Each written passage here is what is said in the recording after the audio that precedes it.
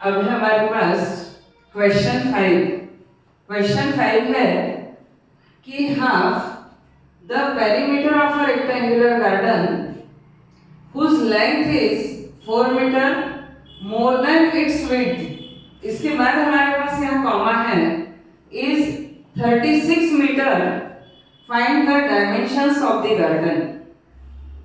पहली बात तो अब ये वर्ड प्रॉब्लम है, तो इक्वेशन सब गिवन नहीं है, इक्वेशन हमें फॉर्म करना है गिवन इंफॉर्मेशन से।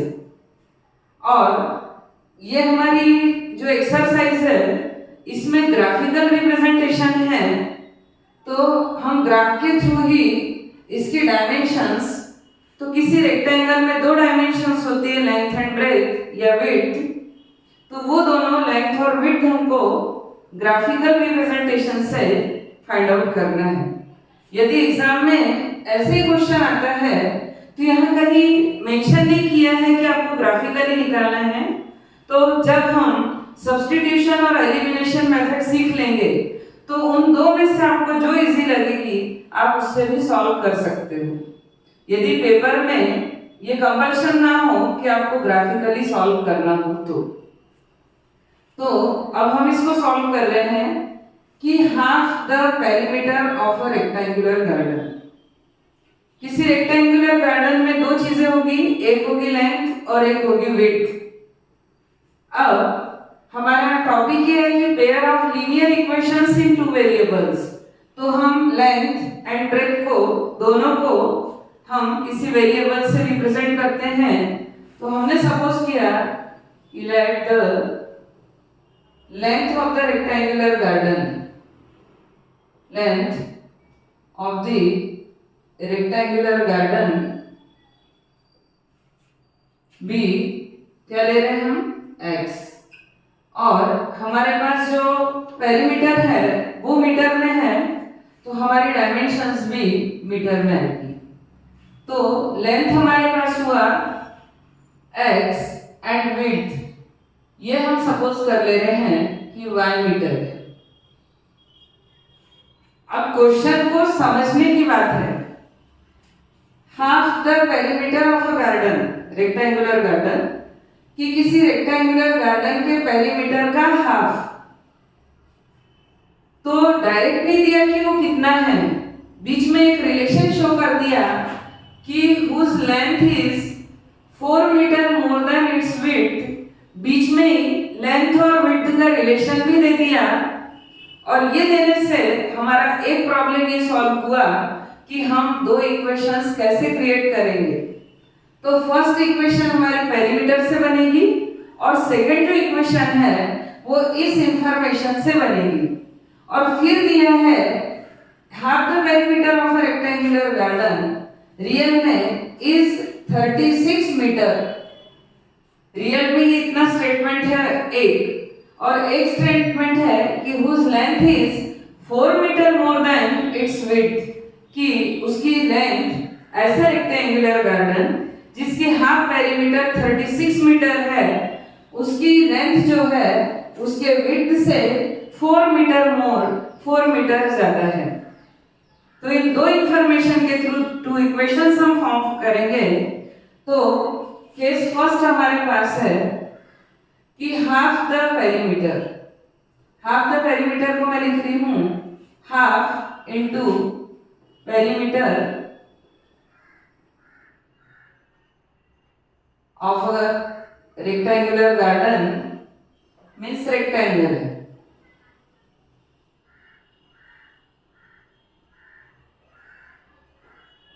गार्डन इज इक्वल गिवन है हमारे पास 36 मीटर। हाफ, तो यह है half into formula of perimeter of a rectangle is equal होता है 2 into length plus width, length plus width is equal है हमारे पास 36। अब इस 2 से 2 कैंसिल हुआ, लेंथ हमने सपोज किया है x प्लस विड्थ हमने सपोज किया है y इज इक्वल है 36। तो हमारी फर्स्ट इक्वेशन हुई x plus Y is equal 36। आ गया क्या समझ में? डेफिनेटली बहुत ही इजी है।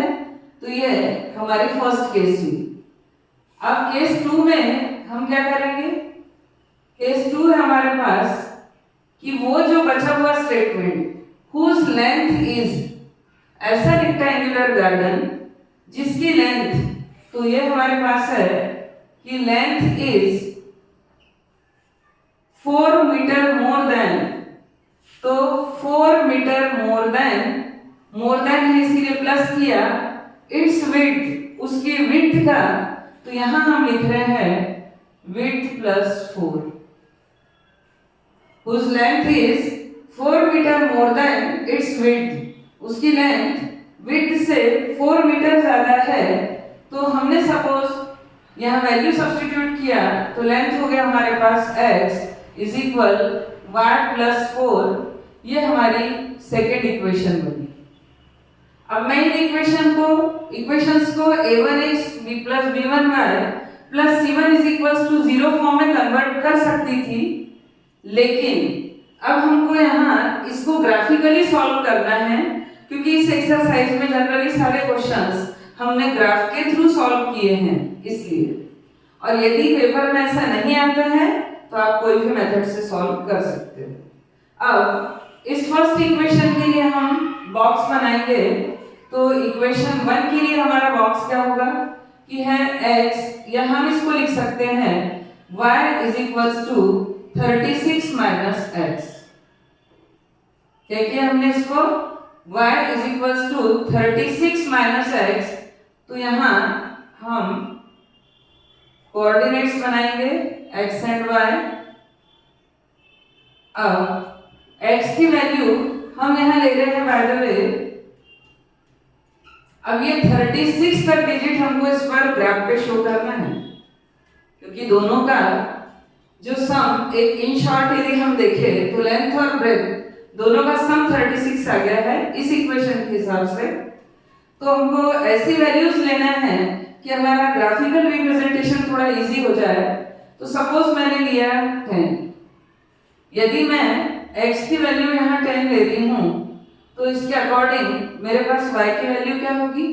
36 माइनस 10 मीन्स 26। ठीक है। यदि मैं x की वैल्यू यहाँ ले लेती हूँ कितना? 20। यदि मैं यहाँ 20 लेती हूँ तो 36 माइनस 20 कितना होगा मेरे पास? 16। इस तरीके से हम दो वैल्यूज लेके भी ग्राफ शो कर सकते हैं। तो ये फर्स्ट के लिए हमारा यानी कोऑर्डिनेट्स या बॉक्स प्रिपेयर हुआ। अब हमारी जो इक्वेशन 2 है, इक्वेशन 2 के लिए अब हम बॉक्स यहाँ बना रहे हैं x is equal y plus 4।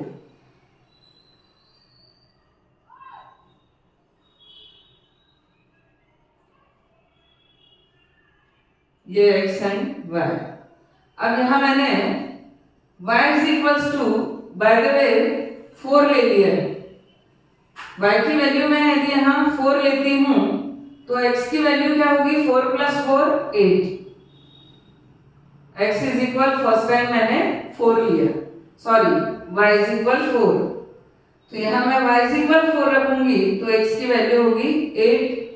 Second time यदि मैं यहाँ पर y की वैल्यू 10 ले लेती हूँ या 12 ले लेती हूँ, तो सपोज मैंने ये ले लिया 12, ठीक है। तो मैं y की वैल्यू यहाँ 12 सब्स्टिट्यूट करूंगी तो 12 प्लस 4 ये होगा मेरे पास 16। तो इस तरीके से ये सेकंड इक्वेशन के लिए हमारे कोऑर्डिनेट्स प्रिपेयर हुए।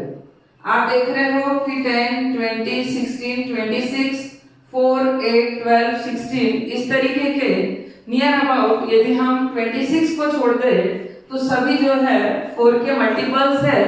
तो अब हम जो ग्राफ बना रहे हैं इसमें हम 4, 4 के डिफरेंस पे कोऑर्डिनेट्स लेते हैं हमारे।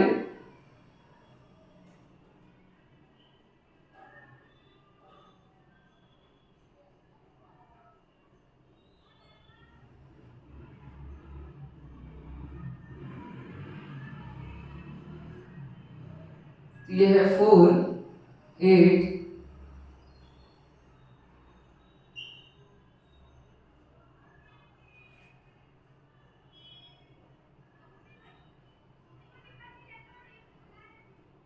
ये 4 के मल्टीपल्स लिए हमने।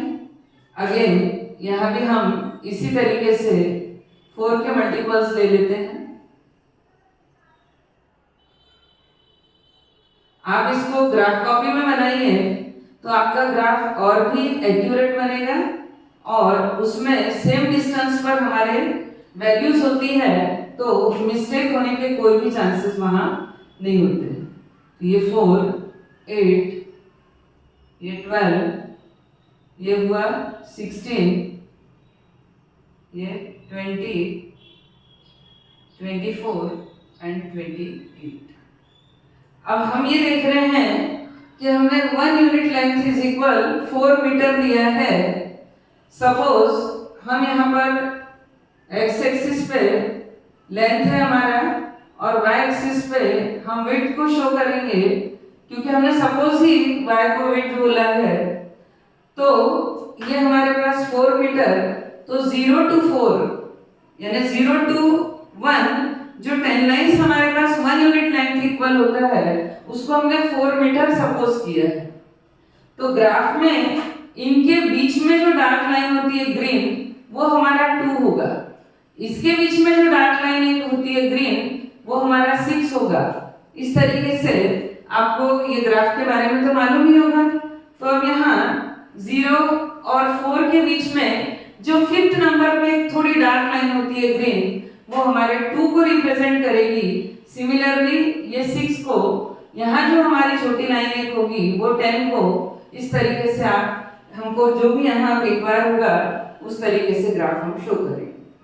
तो एक्स एक्सिस पे है 10 और वाई एक्सिस पे है 26।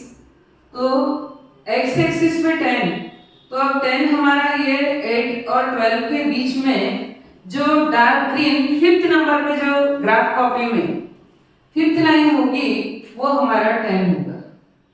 और उसके अकॉर्डिंग 26 लेना है, तो 24 और 28 के बीच में हमारे पास जो क्या होगी डार्क ग्रीन लाइन होगी, वो इसको शो करेगी। तो ये हमारे पास होगा 10 एंड 26। तो ये 10 और ये 26। यहाँ पर हमारे पास कोऑर्डिनेट हुआ फर्स्ट 10, 26। एक्स एक्सिस पे है 10 और वाई एक्सिस पे है 26।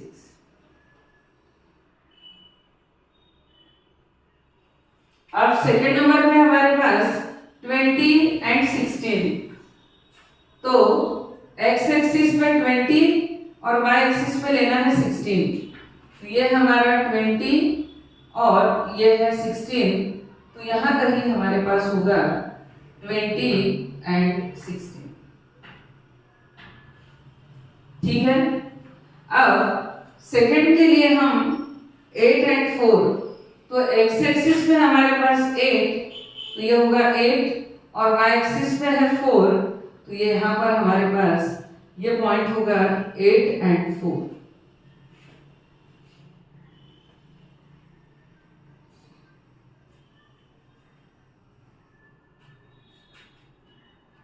हमने सेकंड इक्वेशन में y की वैल्यू सपोज की थी, तो ये सेकंड के लिए ग्राफ 8 एंड 4 और सेकंड है 16 एंड 12। तो ये 16 और ये हमारे पास है 12। तो यहाँ कहीं हमारे पास होगा 16 एंड 12। एक बात मैं और आपको बता दूं कि जब हम फर्स्ट लाइन के लिए ग्राफ शो करते हैं तो कभी भी उसके लिए पहले लाइन ड्रॉ कर लो। जैसे हमारे फर्स्ट जो कोऑर्डिनेट्स थे उस हिसाब से यदि मैं देखूं,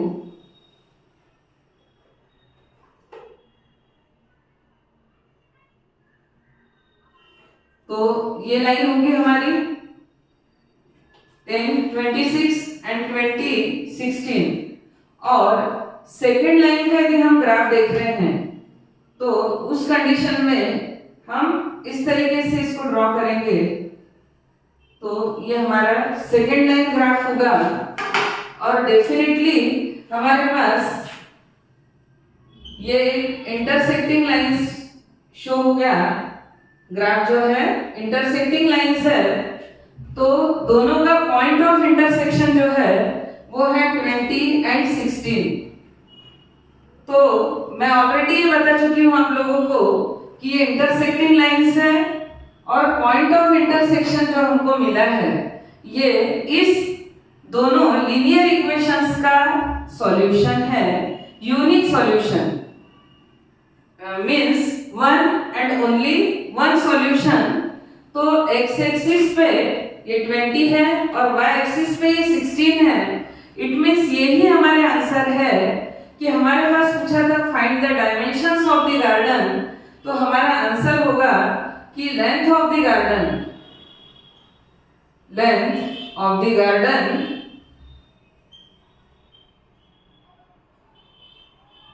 ये x है, तो x इज इक्वल ये है 20 पॉइंट ऑफ इंटरसेक्शन पे, तो 20 मीटर।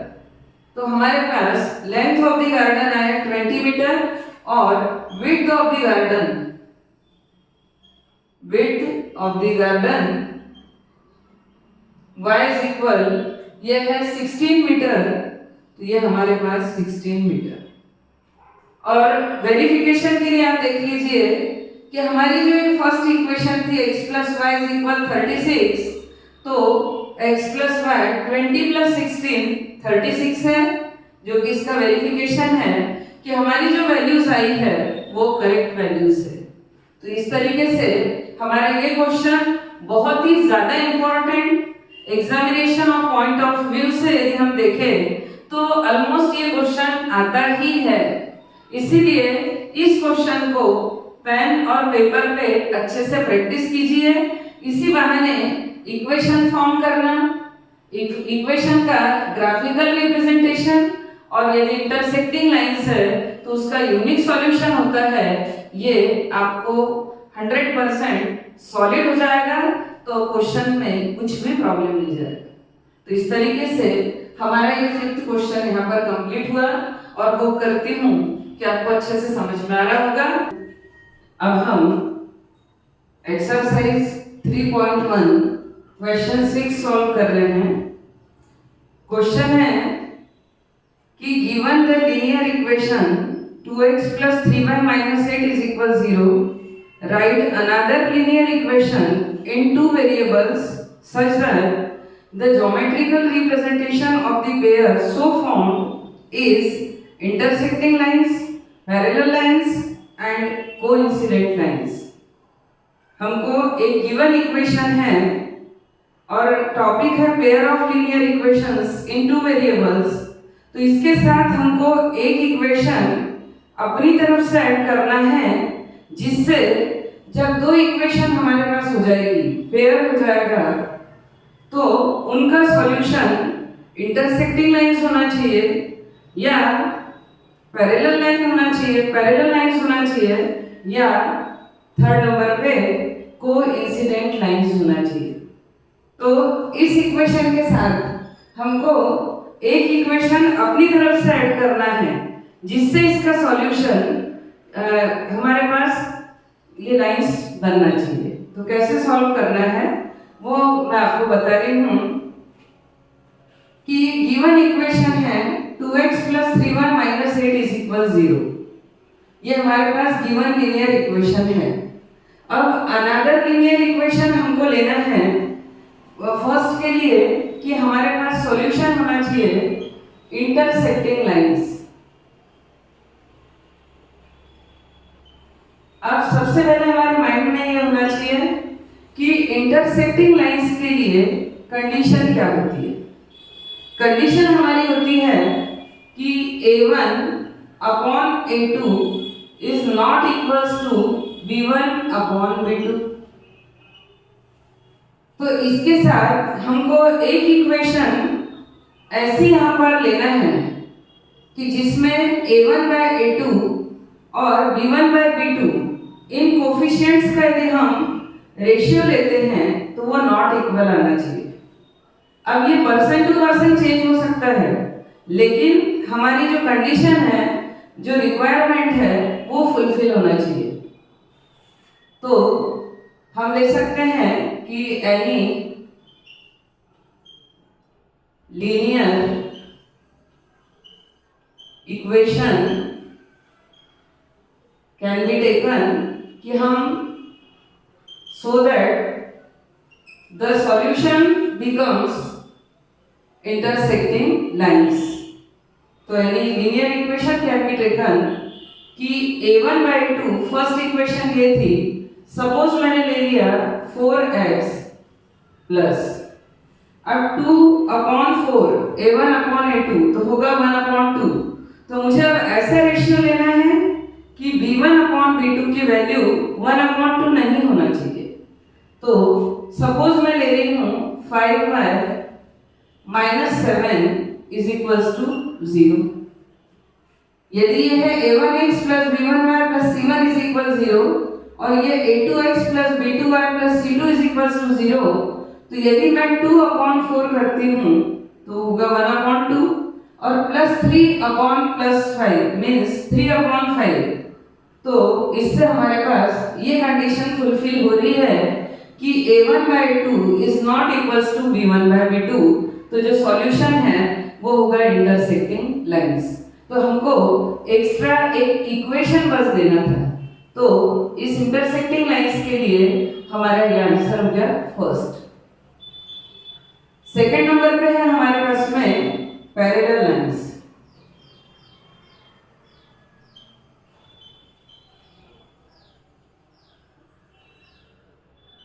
अब पैरेलल लाइंस के लिए हमारे पास क्या कंडीशन होना चाहिए? तो कंडीशन होना चाहिए कि a1/a2 is equals to b1/b2 is not equals to c1/c2। हमारे पास पैरेलल लाइंस के लिए ये कंडीशन होना चाहिए।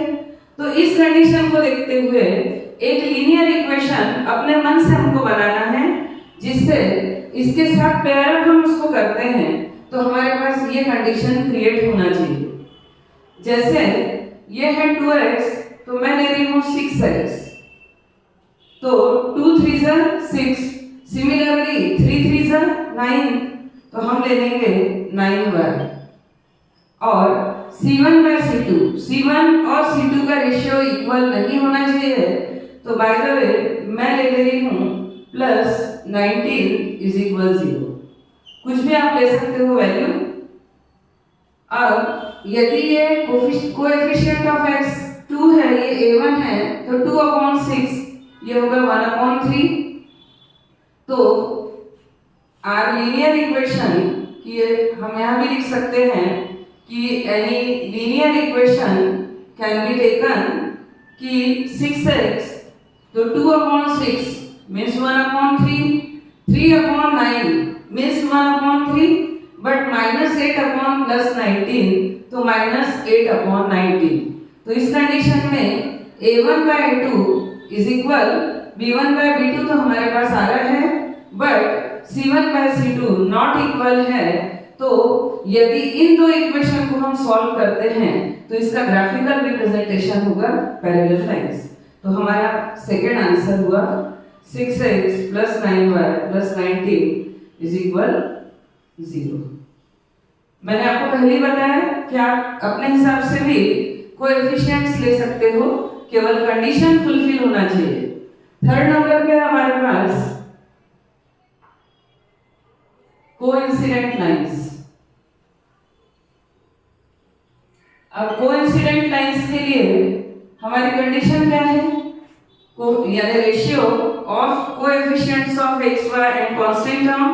तो कोइंसिडेंट लाइंस के लिए हमारी कंडीशन होना चाहिए कि a1/a2 is equals to b1/b2 is equals to c1/c2। ये कंडीशन हमारी होना चाहिए, तीनों रेशियोज इक्वल होना चाहिए। तो हमको ऐसी वैल्यू लेना है कि जब हम सेकंड इक्वेशन लेंगे और फर्स्ट से कंपेयर करेंगे तो हमारे पास तीनों रेशियोज इक्वल होना चाहिए। अब जैसे मैं 2 4 से 8, 4 या 8 ले रहे हैं तो हम ले सकते हैं 8x। अब हम इसका 4 टाइम्स ले रहे हैं तो हमको सारे कोएफिशिएंट्स का 4 टाइम्स लेना चाहिए। प्लस 3 4 जा 12y माइनस 8 4 जा 32 इज इक्वल्स टू 0। अब आप करके देख लीजिए। 2/8 मीन्स होगा 1/4, 3/12 3 1 जा 3 4 जा 1/4 माइनस 8/-32 -2 माइनस कैंसल 8 1 जा 8 एंड 8 4 जा 32। तीनों के जो रेशियोज है वो 1/4 है। तो हमारी कंडीशन ये हो गई कि a1/a2 is equals to b1/b2 is equals to c1/c2। यदि ये दो इक्वेशंस को हम सॉल्व करते हैं तो हमारा ग्राफिकल रिप्रेजेंटेशन होगा कोइंसिडेंट लाइंस। तो हमको एक पेयर अप करने के लिए सेकंड इक्वेशन देना था और ये सेकंड इक्वेशन हमारी हुई ये। तो इस तरीके से ये हमारा आंसर थर्ड। तो ये बहुत ही छोटा सा क्वेश्चन है और वो करती हूँ कि समझ में आ गया होगा। डियर स्टूडेंट्स, बहुत ही इम्पोर्टेंट एक बात कि हमने जो question 5 half the perimeter of a rectangular garden वाला जो क्वेश्चन किया था और अब हम जो ये क्वेश्चन 7 सॉल्व कर रहे हैं, दोनों भी एग्जामिनेशन पॉइंट ऑफ व्यू से यदि आप देखोगे तो बहुत ही ज्यादा इंपॉर्टेंट क्वेश्चन है जो कि 100% पेपर में आएगा। इसीलिए इन दोनों क्वेश्चंस को आप बहुत अच्छे से अपने हाथ से सॉल्व करके देखिए। क्यों? क्योंकि हर स्टेप हम सॉल्व से लेकर आंसर तक उसका ग्राफिकल रिप्रेजेंटेशन पूरा जब अपने हाथ से सॉल्व करेंगे तभी हमको पता होगा कि इसका सॉल्यूशन हमको कैसे लेना है और तभी आपसे पेपर में वो बनेगा। अभी भी काफी टाइम है, इसीलिए मेरी एक काइंड रिक्वेस्ट है कि दोनों क्वेश्चन बिल्कुल आप सॉल्व करके देखिए। तो हमारा क्वेश्चन 7 है कि draw the graphs of the equations x minus y plus 1 is equal 0 and 3x plus 2y minus 12 is equal 0। इन दो इक्वेशन के लिए ग्राफ ड्रॉ करो। पहले तो हमको दोनों इक्वेशन के लिए ग्राफ बनाना है। फिर बोला है कि determine the coordinates of the vertices of the triangle formed by these lines and the x axis. ये पेयर ऑफ लीनियर इक्वेशन है, दो लाइंस बनेगी, मतलब हमारे पास ऑलरेडी दो लाइन इन दो लीनियर इक्वेशन के सॉल्यूशंस तो होंगे ही होंगे, लेकिन ट्रायंगल में 3 साइड्स लगती है। तो इन्होंने दे दिया है कि हमको अपनी तरफ से जो एक्स एक्सिस है उस लाइन को इंक्लूड करना है ट्रायंगल बनाने के लिए। क्वेश्चन क्या है कि determine the coordinates of the vertices of the triangle formed by these lines and the x axis। मतलब जो भी 2 लाइंस हमको मिलेगी और उसके साथ ये जो x एक्सिस है वो पॉजिटिव नेगेटिव कोई भी हो, लेकिन x एक्सिस इसके साथ जो ट्रायंगल बनेगा उस ट्रायंगल की तीनों वर्टिसेस के कोऑर्डिनेट्स क्या होंगे वो हमको फाइंड आउट करना है। तो हम स्टार्ट करते हैं कि x minus y plus 1 is equal 0। यदि मैं इसको इजी बना लूं तो मैं y की शिफ्टिंग कर दे रही हूं, तो y is equal हो जाएगा x plus 1।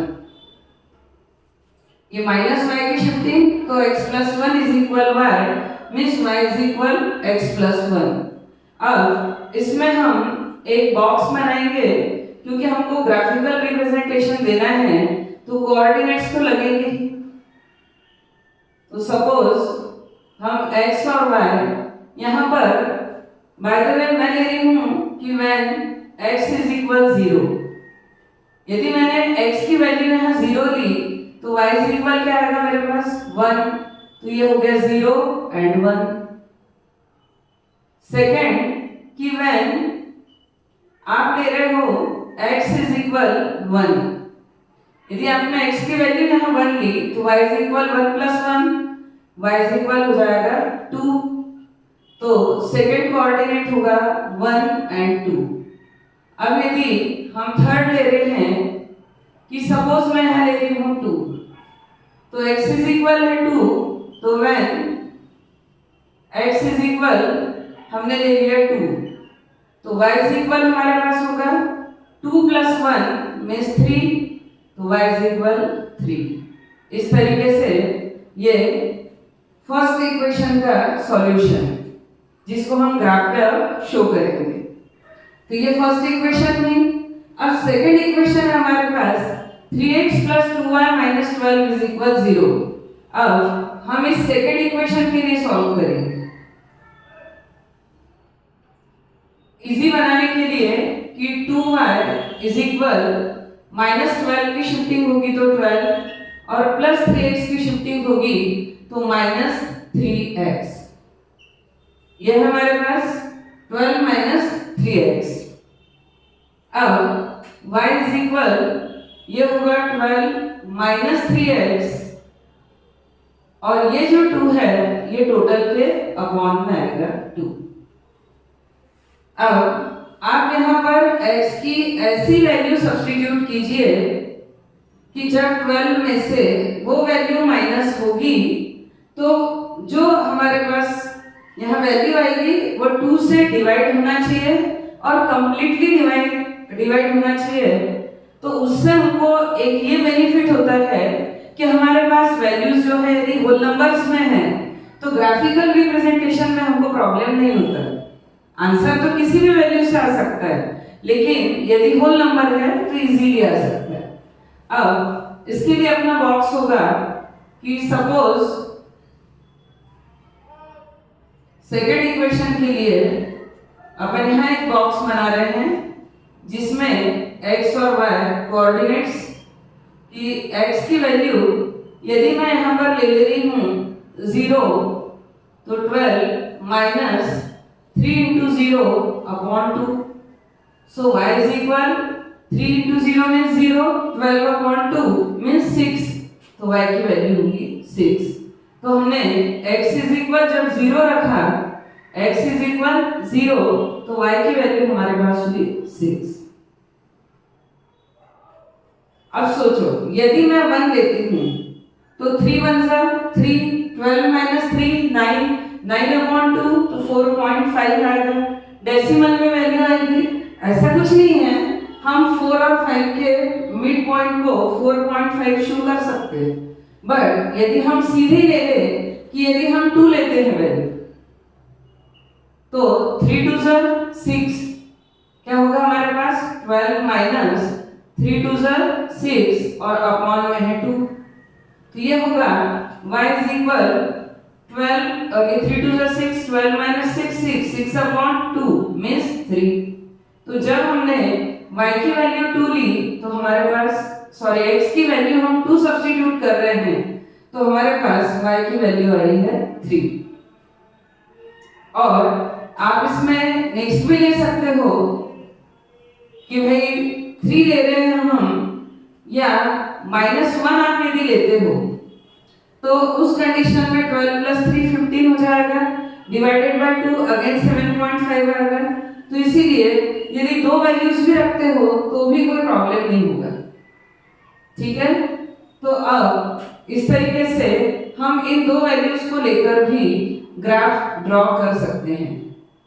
अब हम फर्स्ट और सेकंड इक्वेशन के जो कोऑर्डिनेट्स हमारे पास है 0 1 1 2 2 3, यदि हम इनको कोऑर्डिनेट फॉर्म में लिखे तो ये हमारे पास 0 1 1 2 एंड 2 3, ये फर्स्ट इक्वेशन का सॉल्यूशन।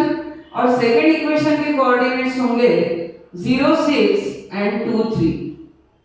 अब इनको हम ग्राफ पे रिप्रेजेंट करते हैं। तो फर्स्ट है 0 1, तो x एक्सिस पे 0 और y एक्सिस पे 1, तो ये पॉइंट होगा अपना 0 1, ये पॉइंट होगा अपना 0 1। सेकंड है 1 2, x एक्सिस पे है 1 और y एक्सिस पे हमारे पास 2, तो ये पॉइंट होगा हमारा 1 एंड 2, ये है। थर्ड है हमारे पास 2 3, तो x एक्सिस पे है 2 और y एक्सिस पे है 3, तो यहां हमारा एक पॉइंट होगा 2 3। अब ये तीनों पॉइंट्स को जब हम ज्वाइन कर देंगे तो हमारे पास एक स्ट्रेट लाइन ग्राफ जो मिलेगा वो किसका सॉल्यूशन होगा, x minus Y plus 1 is equal 0 का। फर्स्ट लाइन मिल गई। अब सेकेंड लाइन के लिए 0 6, x एक्सिस पे है 0 और y एक्सिस पे है 6, तो ये पॉइंट होगा हमारा 0 6, ये सेकेंड इक्वेशन के लिए।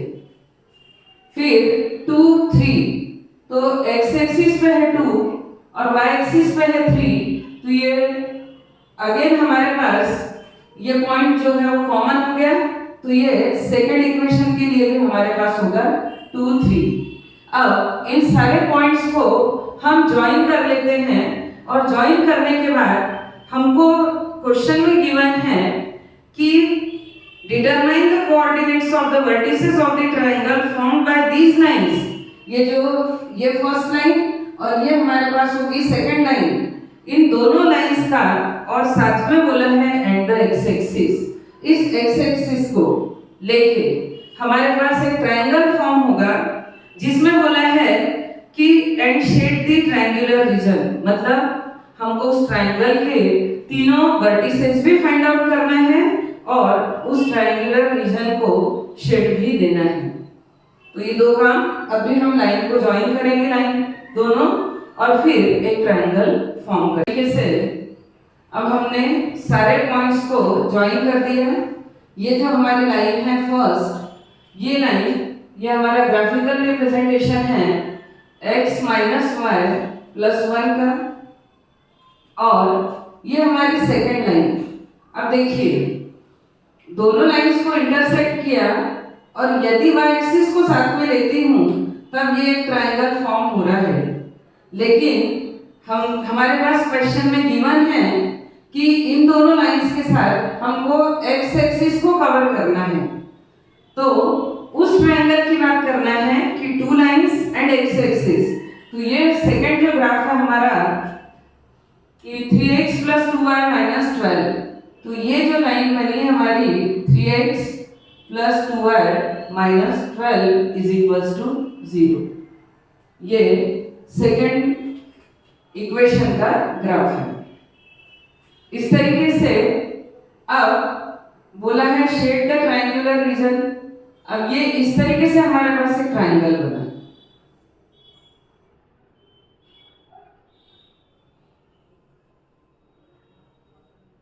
ये दोनों लाइंस और x एक्सिस, तो ये हमारे पास x एक्सिस है। इस तरीके से ये हमारे पास एक ट्रायंगल फॉर्म हुआ। अब दो क्वेश्चन है, एक तो हमको कोऑर्डिनेट्स बताना है इसके वर्टेक्स के। यदि मैं ये फर्स्ट वर्टेक्स A, ये सेकंड वर्टेक्स को बोल रही हूँ B, और ये थर्ड वर्टेक्स है हमारे पास C, तो इसके कोऑर्डिनेट्स बताना है। और शेड दी ट्रायंगुलर रीजन, तो हमने शेड तो कर ही दिया है, तो ट्रायंगल ABC, ये इस तरीके से हमारे पास एक ट्रायंगल बना। अब बार बार बता रही हूँ कि x एक्सिस के साथ बनाना है, इसीलिए इस x एक्सिस को कवर करते हुए हमने ये ट्रायंगल फॉर्म किया। अब कोऑर्डिनेट्स ऑफ A के कोऑर्डिनेट्स क्या है हमारे पास, ये point of intersection 2 and 3। B हमारे पास है ये वर्टेक्स जो नेगेटिव x एक्सिस की तरफ है, इसका x कोऑर्डिनेट है -1 और y कोऑर्डिनेट, तो if any point lies on x axis it's y coordinate is 0, तो इसका y कोऑर्डिनेट होगा हमारे पास 0।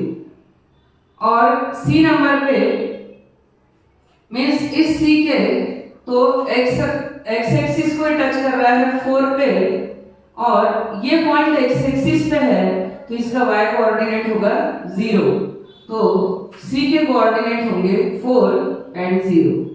तो इस तरीके से हमारा ये 7th क्वेश्चन कंप्लीट हुआ और यहाँ एक्सरसाइज 3.1 भी कंप्लीट हुई। मैं एक बार और लास्ट में आपको एक बार बताना चाह रही हूँ कि question number 5 and question number 7 both are very important at the examination point of view. So please इसको आप बहुत ही अच्छे से सॉल्व करिए, और आपको पेपर में इन दोनों क्वेश्चंस पे फुल मार्क्स मिलना चाहिए। तो यदि आपको ये मेरी टीचिंग अच्छी लग रही हो तो please like, share and subscribe to my channel Belsare classes.